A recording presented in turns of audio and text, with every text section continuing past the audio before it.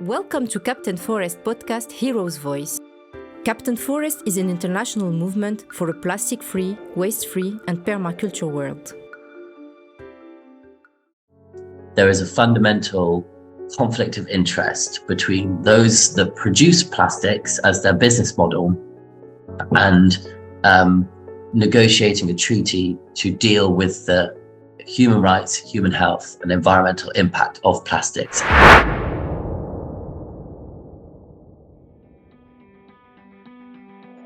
Hello, welcome to Hero's Voice by Captain Forest.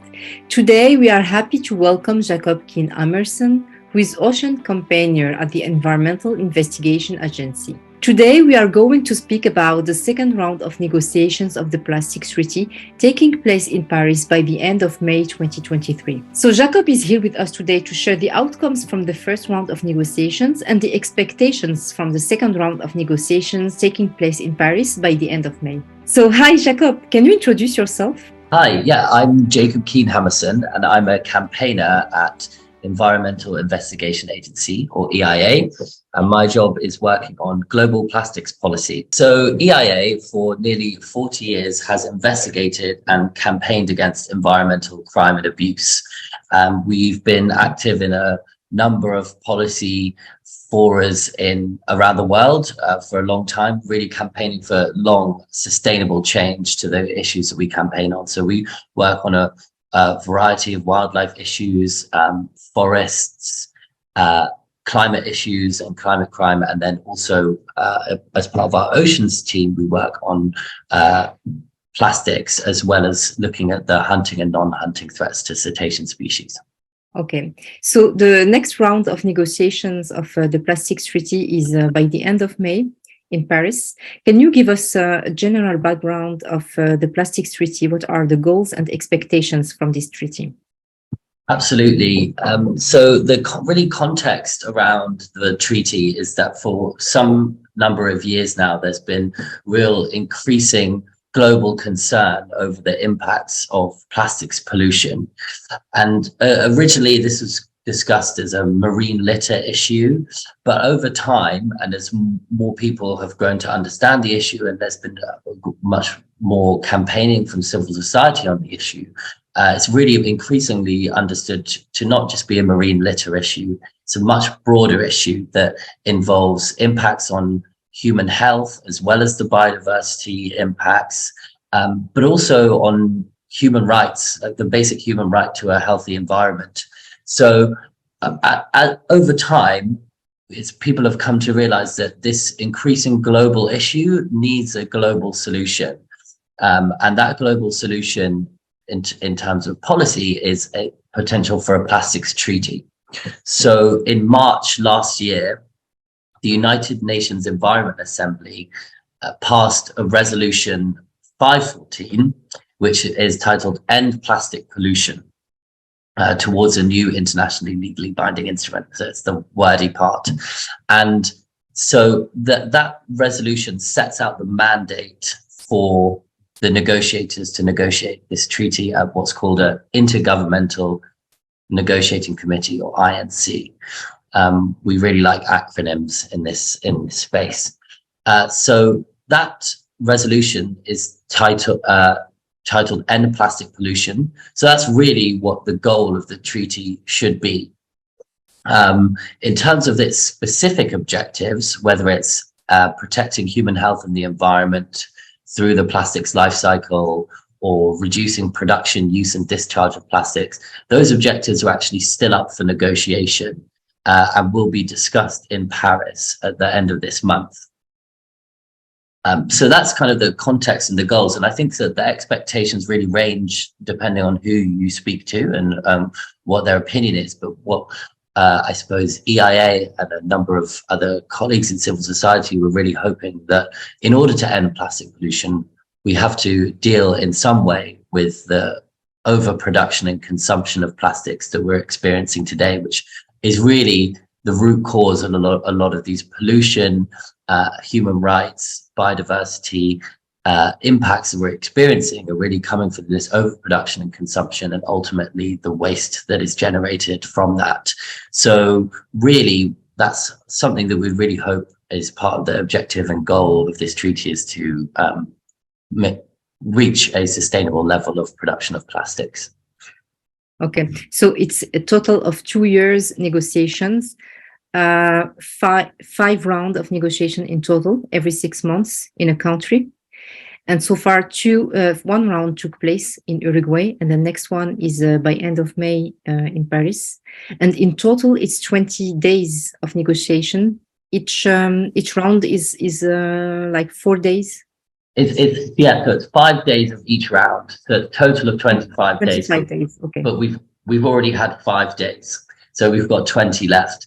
And in the resolution 514 that outlines this mandate, like you said, it states that the Intergovernmental Negotiating Committee should have 5 meetings and seek to conclude its work by the end of 2024.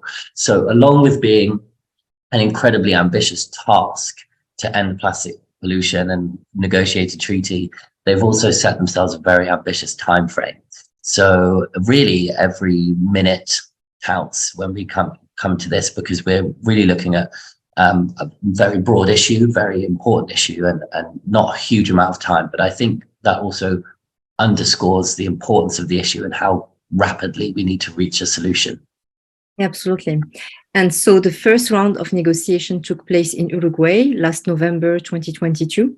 Can you tell us what was the outcome of the first round of negotiation? One of the key outcomes from that meeting was for the creation of what's called the Options for Elements paper, which is really what the negotiations in Paris are going to hinge around. And that paper, as it stands now, is really a compendium of all the potential options for what the treaty could do. That's the core obligations and control measures, and then also how the treaty could do it and how it will be resourced in terms of the implementation.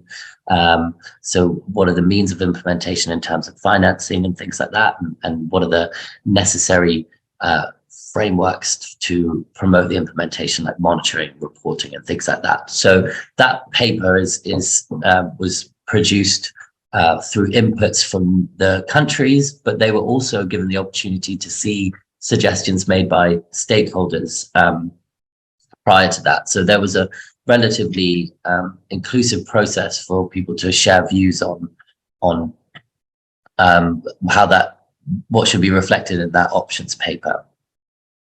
So that, I guess, was the meeting outcomes, but also I think some of the really great things that saw kind of around the meeting and through some of the statements is really the shift in the narrative to, we are now really talking about plastics and its human health impacts across the life cycle, not just from the pollution, but from the chemical additives that are in plastics as well, and their impacts, but also the human rights issues of plastics and their production. And we had some amazing interventions from environmental justice groups in the US, for example, who are on the front lines of the build-out of petrochemical sector. So that's another, what I thought was a really great outcome, to sort of see this, the understanding of the issues of plastics really elevated on a kind of international policy forum. Okay, and so this paper was already written in the first round, or is it an expectation from round 2? So the paper was written between INCs 1 and 2, and it was came out about a month ago. So everyone's had an opportunity to read it, digest it, and analyze it in preparation for Paris. And who wrote it? It was written by the Secretariat to the INC. So they are the kind of, administrative body who produce all of the working documents that are used for negotiations and kind of ensure the, I suppose, the smooth running of the meetings and the negotiation process at large. Okay. And so what are the expectations from the second round of negotiations? So Paris is really going to be the first meeting of substance and the first chance of for the countries to really discuss what the treaty is actually going to do and contain. So we would expect in the chair's scenario note, which was released, they expect to hopefully move quite quickly to the contact groups, which are the groups in which the real negotiating is done. And they would hope to move quite swiftly to those and have two parallel tracks of negotiation. So there would only be two, because that is some delegations will only receive, country delegations will only receive funding for a maximum of 2 delegates. So this means that in order for the negotiations to be inclusive and everyone to have an opportunity to have their say, there can only be a kind of maximum number of 2 tracks. So the 2 tracks that are expected would be on the objectives and the core obligations and control measures that I mentioned earlier in terms of what the treaty will actually do. And then the second to be on those implementation elements and means of implementation in terms of how it's done and what it's resourced. So we would expect there to be some very robust discussions on those issues, and hopefully by the end of the negotiations, there would have been enough agreement on certain issues for a request to be made for there to be a 0 draft of the treaty up for negotiation at the next meeting, or INC-3. And that's really key to really start moving into what we call treaty making mode, where articles are designed and annexes may be populated. So that would be one. And then secondly, in terms of what isn't fully agreed on, or there isn't a great deal of consensus, plans for intersessional work between or over INCs, where countries can continue to discuss certain issues in order to expedite them and make sure that they are in the eventual treaty that will be open for signature in 2025. So that's kind of what we'd be expecting from this round of negotiations. Okay, and do you see any challenge to overcome during next round in Paris? Yeah, I think I suppose the challenge of any negotiation is reaching the consensus on the issues, whereas you'll have different countries coming from different angles.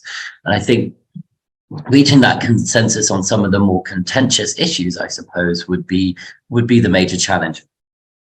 We would expect there maybe to be some really robust discussions about for cutting production and achieving sustainable levels of production, because the countries that are really facing the biggest impacts of plastic pollution are requesting that the treaty includes cutting production, whereas of course some countries are fossil fuel producing countries, or they may have invested a lot in the build out of petrochemical facilities in their countries and may not want to see the global amount of plastic produced being reduced down as a kind of pure economics issue.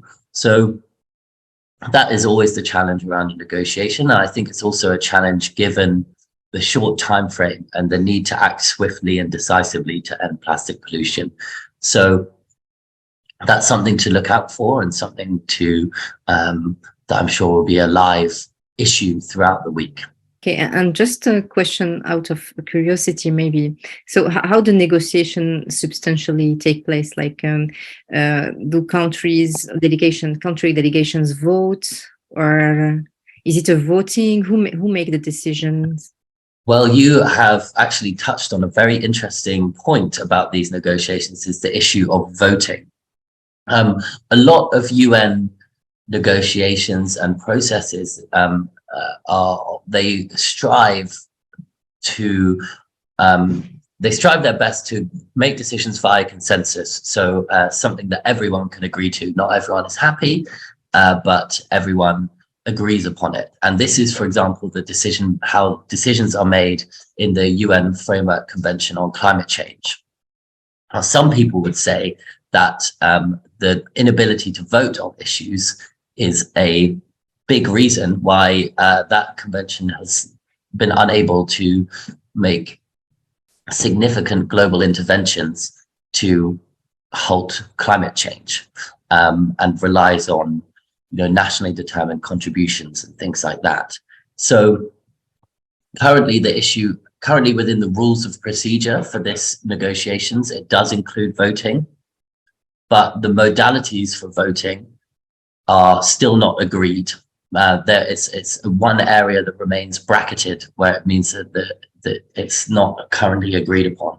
So we would hope that the ability to vote is maintained, but in terms of the practicalities, there would be a chair of a negotiating room where countries would be able to then put forward their views and share their views on certain issues.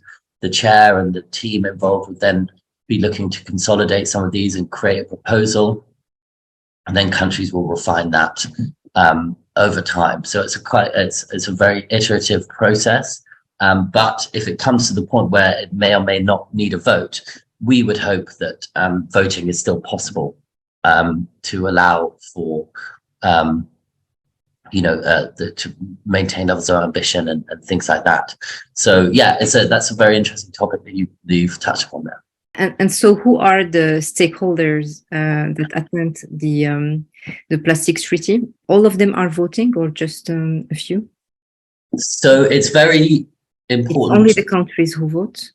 Yes. So I think the key thing to remember is that these negotiations and the treaty itself is a member state-led process, and it's a country-to-country negotiation, because ultimately they are going to be the ones signing the treaty and responsible for undertaking the obligations that are required upon the countries. So first and foremost, the stakeholders, I guess, would be the countries who are making those decisions and engaging in those negotiations. But there are a really wide range of stakeholders who attend the meetings, have the opportunity to put their views forward, but ultimately don't have a role to play in the actual decision making, but are able to put across their views and experience and knowledge and expertise in a number of ways. So this ranges from NGOs and civil society. There's a very vibrant civil society coalition that is working following the treaty. There are lots of other rights holders like children and youth, women, trade unions, to name just a few, that are engaged, and it's very important their voices are heard and how plastic impacts them. And there's businesses from the full range of the plastics life cycle, going from petrochemical plastics producers, fast moving consumer goods companies, and of course, academia and science is another one that adds a lot of value and importance. And there's a scientist coalition for an effective plastics treaty. So they're engaging and following the process and trying to ensure that independent, robust science is the basis for the decision making. So yeah, there's a lot of stakeholders really. I mean, if you imagine the kind of how deeply plastic is embedded into our society and economy and things like that. The eventual treaty is going to affect everyone in some way, and therefore, if it is going to affect you, then you have your right to be heard and put your point across. And I think that's a real fundamental right that we all should have. Okay, and one of the main objectives of the treaty is the phase down of plastic production, and petrochemical companies and lobbies are there present in these negotiations? And if yes, how to reduce their influence? Yeah, so I mean, they have the same ability to engage in the negotiations as any other stakeholder currently. And of course, plastics producers and petrochemical groups are very interested in this treaty, not only because plastics are a major use for petrochemicals, and also plastics make up a major demand for oil and gas. And as perhaps too slowly for many of us, demand decreases for fossil fuels in the energy market, it's likely that these companies are looking at plastics as a potential growth market for their products. So that is a very important point. I think what we need to come to a decision on, that both the INC and people at large, is whether or not we believe there is a fundamental conflict of interest between those that produce plastics as their business model and negotiating a treaty to deal with the human rights, human health, and environmental impact of plastics, and would they be able to engage in the process as a stakeholder free from that conflict of interest and in good faith. So an example of this would be the Framework Convention on Tobacco Controls, and they made a decision that through that convention that tobacco producers, the conflict of interest was simply too deep for them to engage in those negotiations. So they were essentially isolated out of those negotiations because they couldn't deemed able to, in good faith, engage in those negotiations. So that's something that we really need to think about in this treaty and come to a decision on soon, because that there is issues of access to this negotiations. There is a hard cap for the UNESCO building where the negotiations will take place for how many people can enter that building.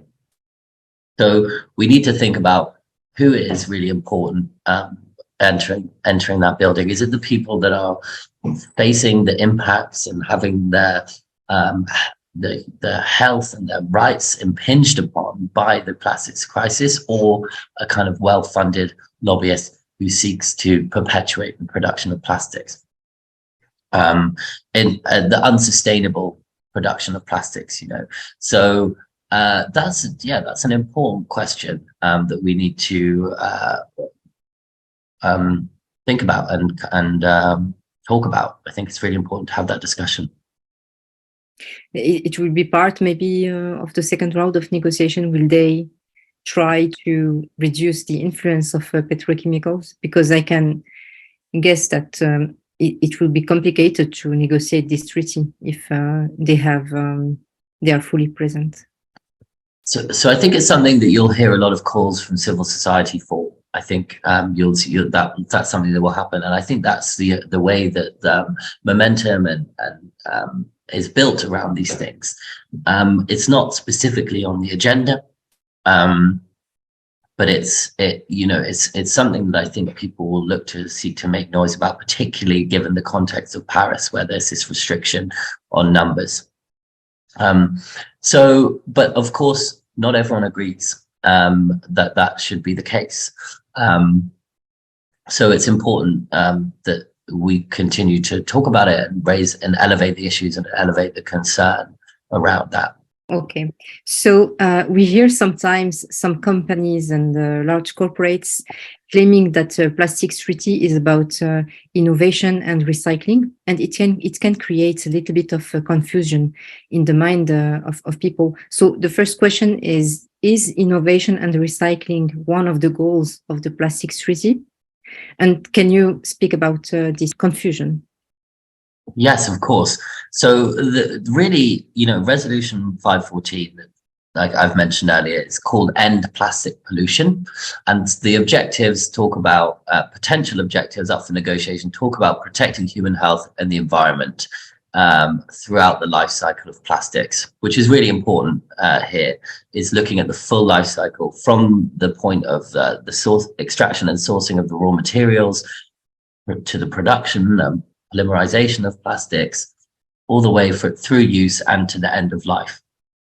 So for some companies and stakeholders, this treaty is an opportunity to promote recycling and innovation in some respects. But fundamentally, this isn't a recycling treaty or about recycling. It's about ending the adverse effects of plastics and plastics pollution throughout their life cycle.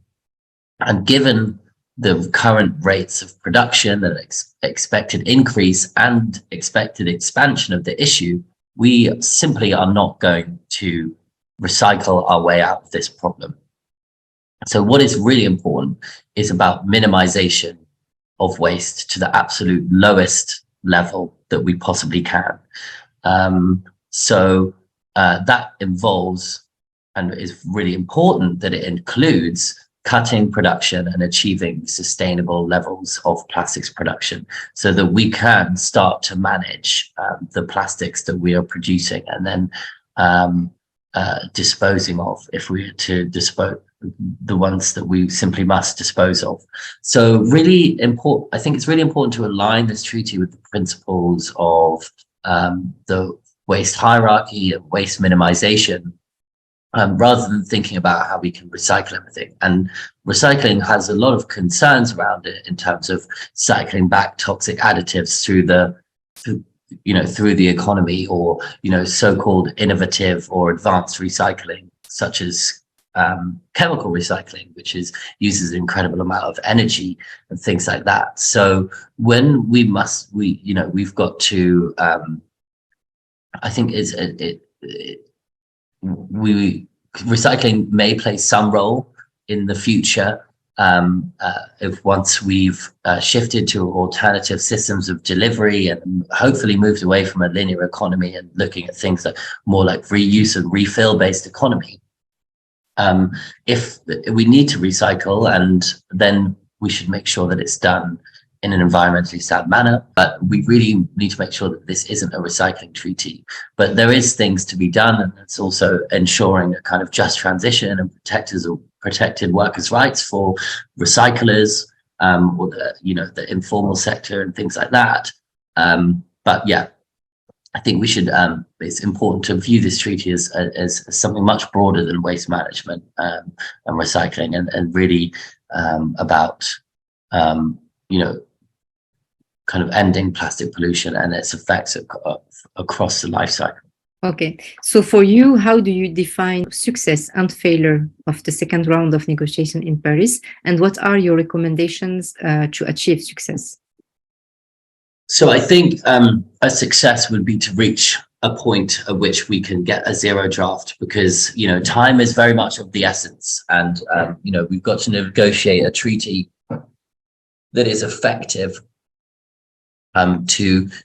to really deal with all of the known impacts of plastics, but also a whole suite of unknown issues. This treaty is what's going to be relied upon for generations to come to deal with the plastics crisis. So really getting a request for a draft that is going to include some really ambitious elements would be a real success, talking about reducing production, talking about getting design standards for plastics to improve their reusability or durability, etc. So that would be a real success. And I think my recommendations, I'm not sure how many people are asking for my recommendations, but if I was to give my recommendation, then I think is really using the time we have to discuss issues of substance and not to get caught up into the weeds of different things that aren't related to the task at hand, which is negotiating a treaty on plastics. So yeah, really using the time wisely, and progressing quickly to the issues of substance that everyone, I'm sure, wants to speak about. But we don't have that much time, both for the negotiations or to deal with this issue, this growing plastics issue. It's something that needs to be addressed rapidly. Any word to conclude this interview? I suppose just going back to something I touched on earlier is really this treaty and has the ability to fundamentally change over time the way we make, use and dispose of plastics. And I think that's something that is of interest and to everyone. It's part of everyone's lives, plastics, and it's impacting us all in some way. So I think if this is interesting to you and something you want to engage in, then find out more about organizations who are working on this issue, or how you can make your voice heard in your country, and the through the kind of consultations that countries will be taking as to how they set their position, because they will seek to consult the public on these issues, and making your voice heard is a kind of super important, and in whichever way you can, because obviously everyone's context is different, but in whichever way you can, don't be afraid to get involved if you want to. So thank you, Jacob, for being with us today, and thank you everyone for watching us, and see you soon for a new episode.